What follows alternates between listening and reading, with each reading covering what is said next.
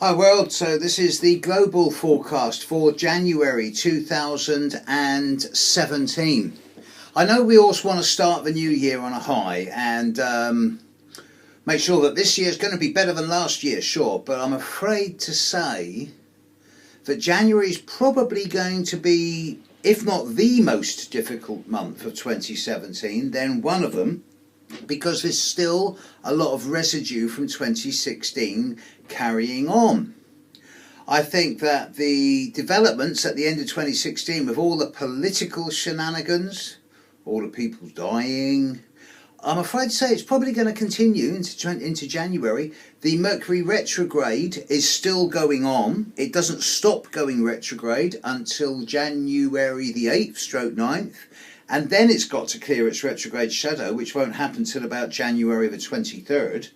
So for many people, I'm saying have a quiet month, don't change course, don't make new plans, don't move away from your current course of action, because it won't work out if you do. And any new beginnings that happen before January the 24th aren't going to work out the way that everyone expects them to.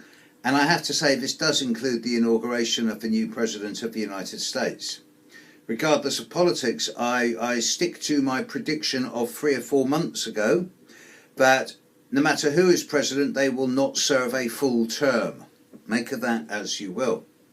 The Jupiter-Uranus opposition is still really strong, and it's going to stay really strong until March, which is the main reason why things are so difficult at the moment, because Jupiter in Libra is really amplifying the effects of Uranus in Aries, and the push between individual freedoms and human rights and the need for a collective group attitude and approach to the world's problems is tearing the world apart.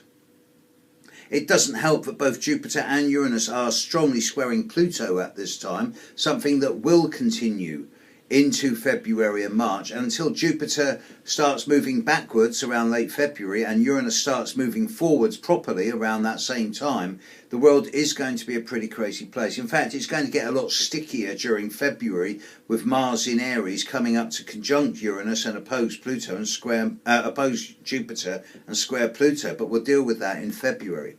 During January, Venus and Mars are together in Pisces. Now that's good for a few people, especially good for things that are in social, community, personal and intimate relationships. Individual stuff is looking pretty good. But with Mercury retrograde and Jupiter opposite Uranus, okay, Saturn's trining Uranus, Saturn sextile Jupiter. So Saturn's actually the good guy at the moment, believe it or not. Saturn in Sagittarius is saying, well, look, as long as you stick to your principles, as long as you walk your talk and live life according to your own personal truths and philosophies and stay clean, then everything will work out. And there is a philosophy with Saturn in Sagittarius that says, well, if you always tell the truth, then you never have to remember what you said.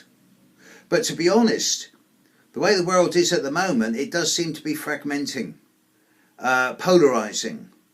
And the influence of vested interests in different parts of the world in affecting other countries' politics does seem to be getting stronger and stronger, more and more subversive.